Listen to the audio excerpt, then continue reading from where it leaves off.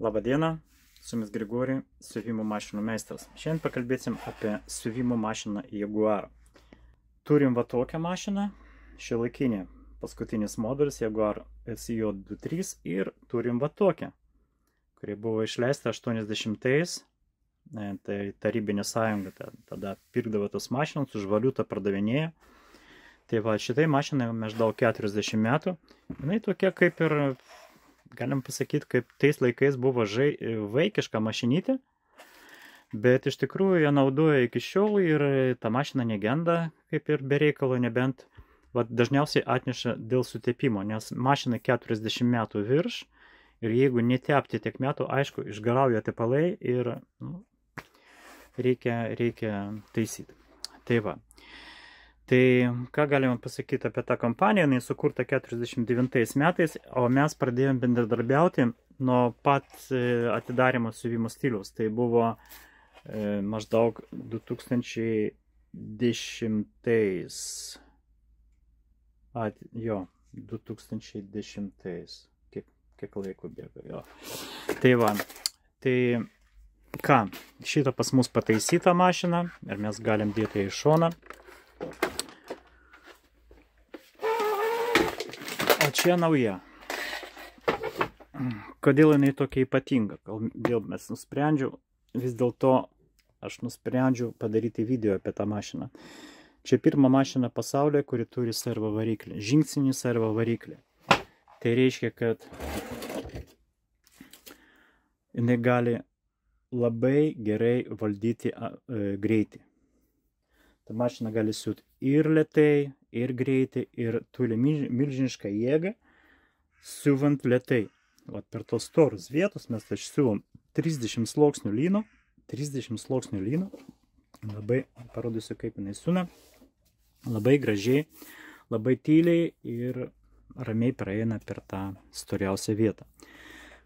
Kas čia per mašiną? Visų pirma parašyta Super Jeans. Tai šitą skirta, aišku, ne tik tai ploniems medžiagoms, bet ir storiems, tokie kaip džinsų palinkimas, odą siūt, nes jinai turi kojelės prispaudimą.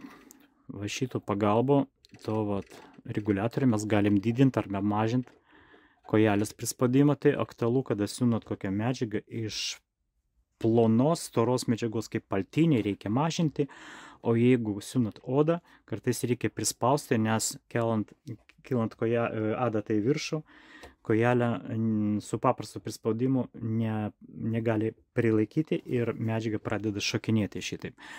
Tai va, tai ką dar? Mašina pilnai metaliniu korpusu viduje, čia tik apdailą mes turim iš plastiko, metalinis strypas, tas vinietuvas, kur vinioja ir jinai turi papildomą staliuką. Tai reiškia, šiaip pavydalas jos kitokias. Vat mes užsakėm tos papildomus stalus, nes atrodo jinai va šitai. Jo, tai šitą stalą papildomą, jo, labai geras, tvirtas stalas.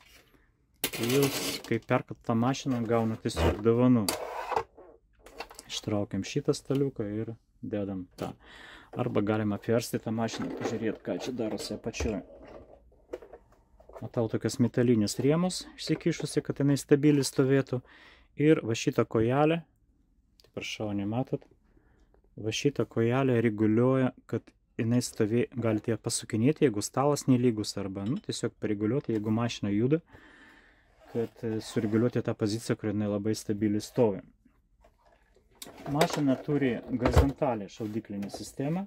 Tai reiškia, ta sistema yra rytė dedama iš viršaus ir turi metalinę šaudiklę.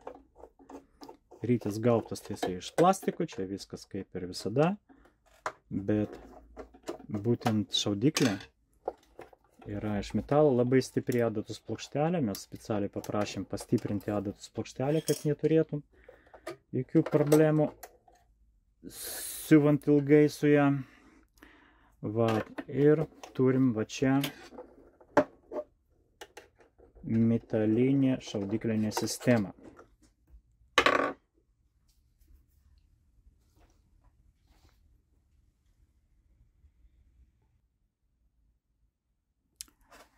Jaguaras šiaip man patinka, labai kokybiškos tas mašinos daro ir mes jau nuo 2009 ar 10 mes pradėjome bendradarbiauti, ištraukiau albumą, čia pirmas vizitas,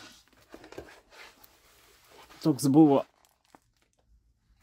ponas Matsumoto, o čia aš toks storas, žiūrėkit, storas ir jaunas. Pirmą kartą buvo pas mus atvažiavus, paskui mes susitikom po keletą metų vėl, nes japonai, matot, jie tiesiog neprekiauja, kol fiziškai nesusitiks su distributoriu. Vat čia buvo antras vizitas ir kažkur tai buvo trečias liktai. Nu jo. Čia jau ponas Mizuno su savo bendradarbiu. Ir šį čia mes turbūt kokį kryžių kalną, kažin, kur mes čia esam. Nepanašu į kryžių kalną. Bet koks aš buvau storas, viešpati, bože. Ai. O štai dabar senas ir hudas. Nu gerai, tai apie siuvimo mašiną vis dėlto mes kalbam. Šaudiklinė sistema metalinė, siūna ir ploną medžiagą, ir labai storą. Tai va, labai paprasta ardas, o šitas ardas plokštelę metat porą varžtų mes atsukiam, galim laiks nuo laiko pavalyti, būtent va šičia, jeigu daug siūno, tarp dantukų, dulkių čia prisirinka, tai va šičia va, tarp tų dantukų galim išvalyti, sutepti ir vėl mašina mūsų tarnaus tikrai ne mažiau negu tas minigas. Jeigu tas minigas pratarnavo 40 metų, tai šito tarnaus ne mažiau, turbūt daugiau. Tarp kitko, iš to mini Jaguaro, kur aš rodžiau tą taisymą, buvo atnešta, nė viena dar neišmesta, visos jos veikia.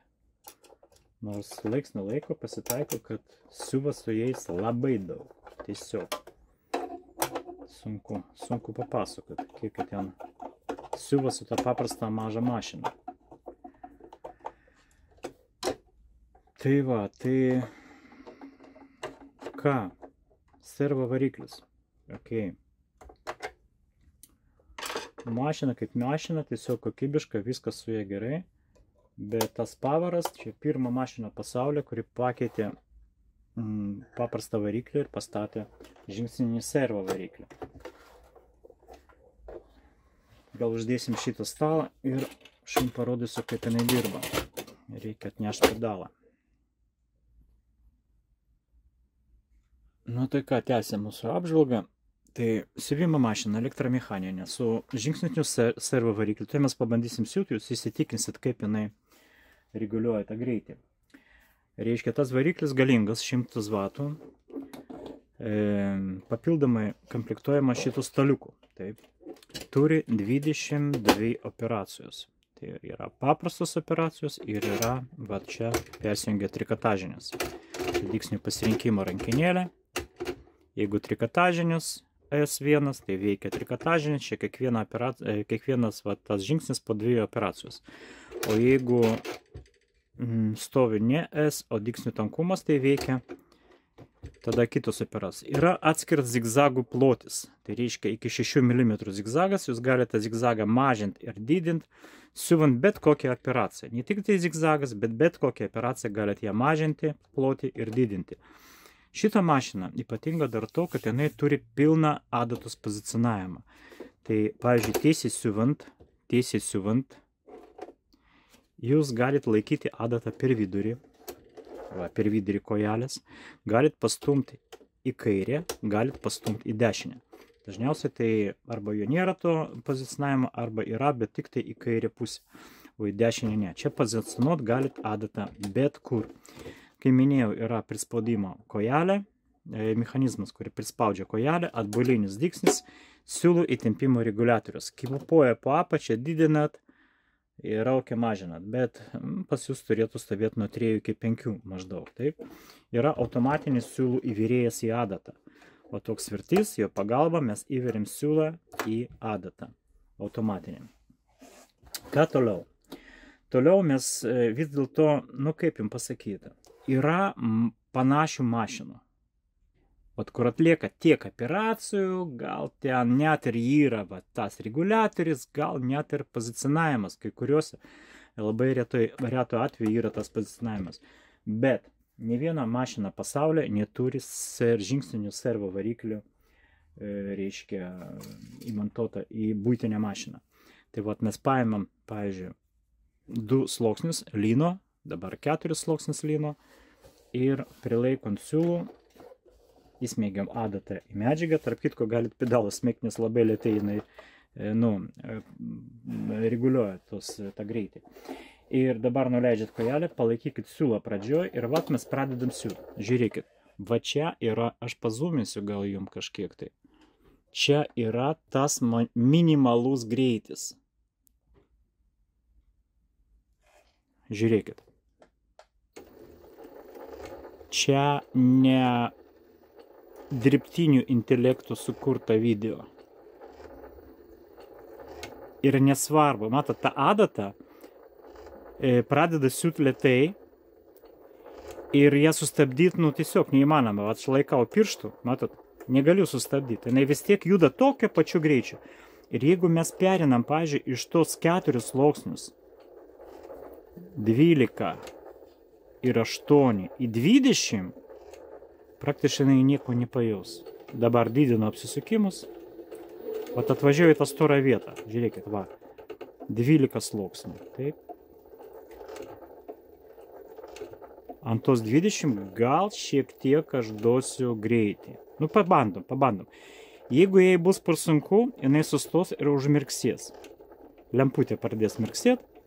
Nu, pasakys tą duos žinią, kad jūs iš tikrųjų iš proto neišėjot dar, ne? Norit toliau tęsti tą siuvimą? Ok, taip tiesiog duokit daugiau gazo.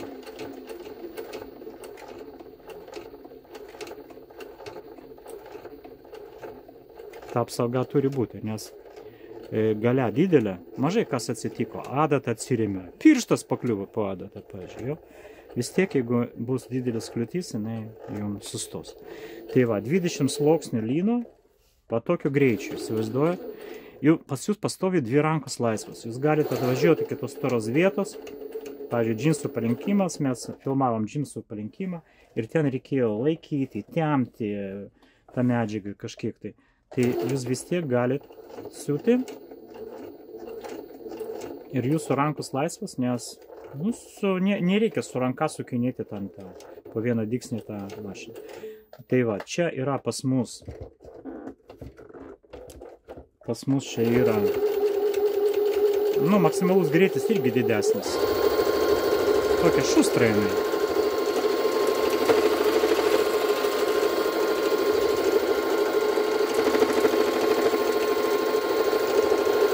Ir čia neriba, mes bandėm siūti, praeitą video mes filmavom, nežinau, žiūrėjot ar ne, mes bandėm siūti 30 sluoksnių medžiagos. Žiūrėkit, čia 3, va, čia 3 sluoksniai, taip, 3, taip. Tos 3 mes lankstom dabar per pusę, gaunam 6. Dabar 18, 3 kart po 6, 18. Ir dar 12, 2 kart po 6, 12 į viršų. Va čia yra 30 sluoksnių medžiagos, įsivaizduojat? O tokio storio mes pabandom dabar prasiūt su šitą mašiną.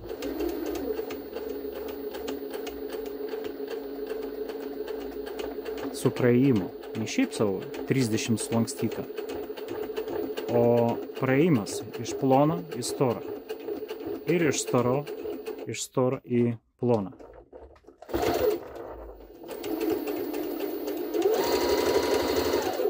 Kur mūsų siūlas? Baigėsi siūlas. Vau, patinės siūlas nėra, baigėsi. Čia priviniota gabalais buvo. Nu tai va. Veriam. Kaip verti apatinę siūlą? Parodysiu tą pačią progą.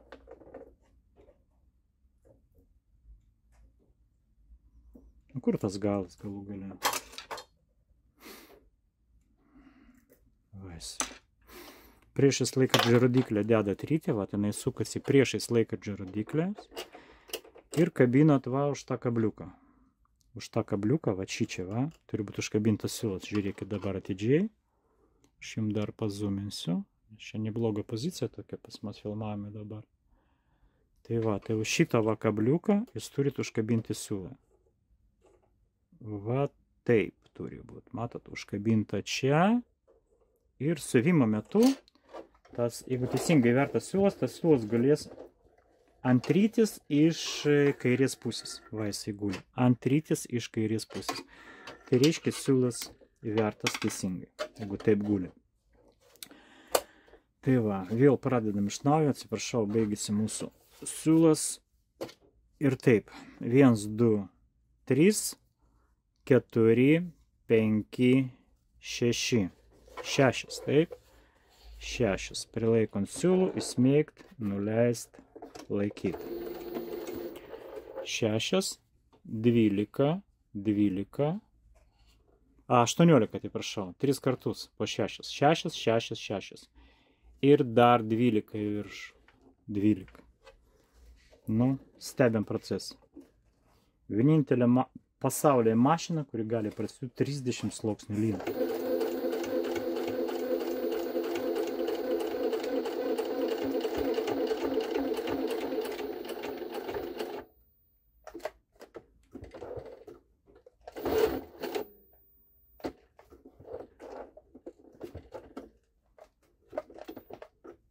Mes neišėjome iš proto, mes norim siūt toliau.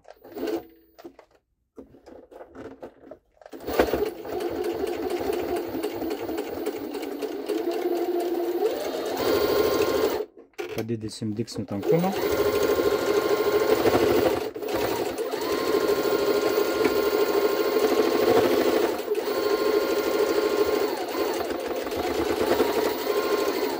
Trisdešimt sluoksnių lyno. Oda. Bandam siūt odą. Oda gerai būtų įsigyti va tokią kojelę. Jinai tefloninė, jinai turi tokią slidį paviršių. Pakeisti kojelę reikia paspausti va čia svirtį. Čia yra toks svirtelis. Piršto laikau. Spaudžiat į save ir kojelė krenta. Siūlas laiko. Krenta kojelė. Dabar dedam kitą kojelę, va tokią tefloninę vadinamą. Jeigu pataikai, tai nuleidžiat kojelę žemyn, jinai užsifiksuos. Užsifiksavo. Ir pradedam siūt toliau. Gal šiek tiek zoomą padidinsiu. Atgal. Grąžinsiu atgal. Taip. Siūnam odą. 2 sluoksniai. Storą baldinę odą. Įsmeigt. Nuleist. Laikyti.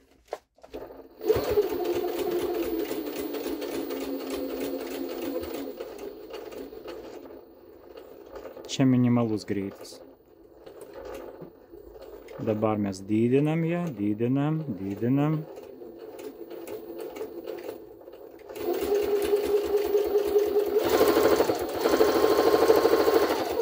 Du sluoksniai, jo.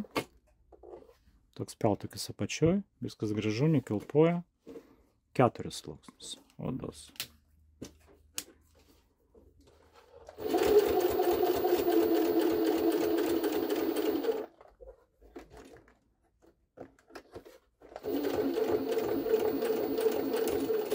Kaip minėjau, žiūrėkit. O dabar adatą įsmeigia į medžiagą ir dabar keliasi atgal. Ir vat juda kojelė. Kelia su savim kojelę. Tai reikėtų labiau privežti viršutį kojelę. Va, prisukam va šitą varžtą.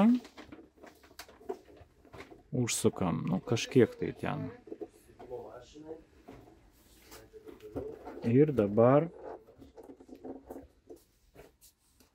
tęsim siuvimą toliau.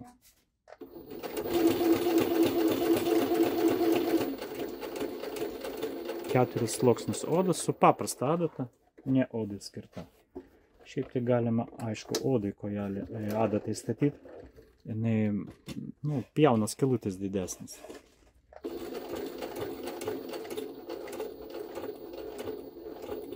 Praeis 6, nežinau, gal ir 6 praeitų.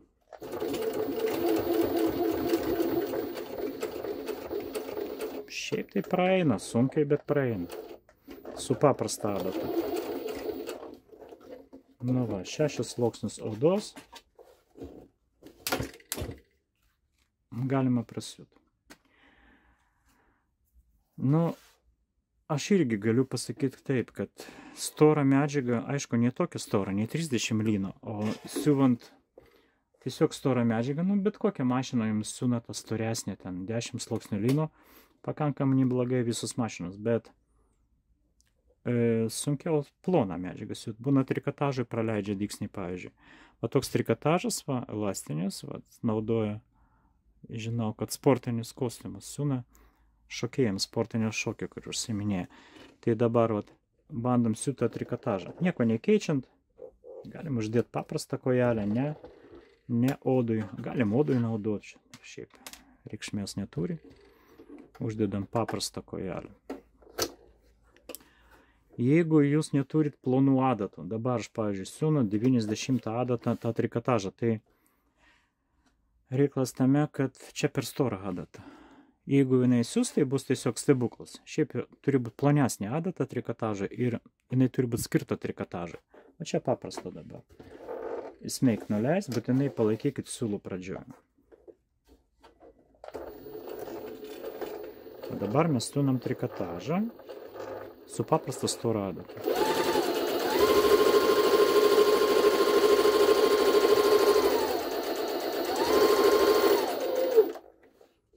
Tiesiai kažkodėl tai nepraleidžia.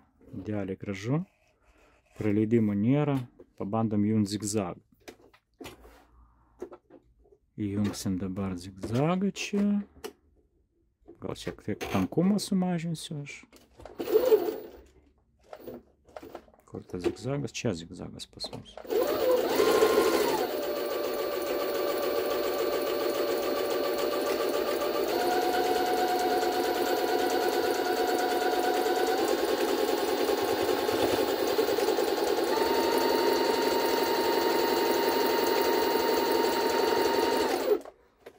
Irgi jokių praleidimų. Siuvant zigzagų irgi nėra. Tai dabar, ką toliau, mes dar nebandėm. Čiagi yra tų elastinių dygsnių tokių. Pavyzdžiui, jeigu jūs norit tą trikotažą susiūt, kad medžiaga, kad paskui patemsi, kad neplyštų tą siūlę, tai galite įjungti paprastą siūlę, tiesiai siūti, bet pasukti čia į S raidę. S raidė tai elastinis dygsnis.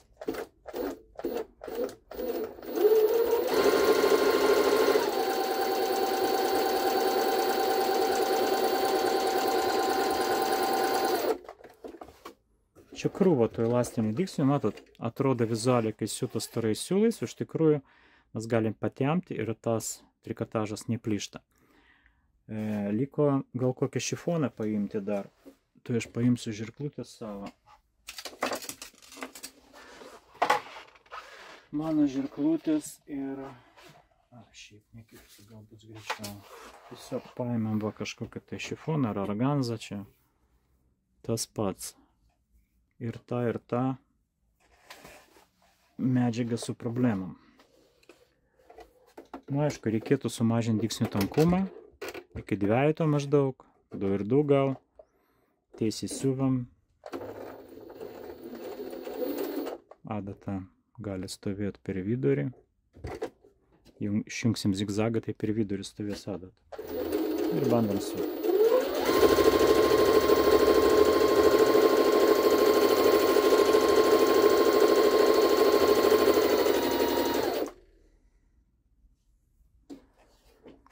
Taip siūna mūsų organzą.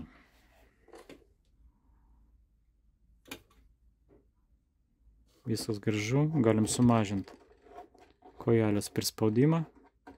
Šiaip be reikalo. Odą mes gisiuom, tai reikėjo daugiau. Tai ką, tai tiek maždaug apie šitą mašiną. staliukas ir servo poweras. Servo variklis tai kažko tai ypatingo. Ir palyginus ne tokia didelė kaina. Tai vat jūs galit gauti iš tikrųjų labai gerą mašiną, daug funkcijų ir už gerą kainą. Jeigu kam gal, pagalvokit, gal kam reikalinga bus tą video, tai nusiųskit savo draugams pažįstamas, pastatykite laiką, mes stengiamės dėl jūsų. Ir šiandien tiek. Su jumis buvo Grigori ir OB siuvimo stilius. Viso gero.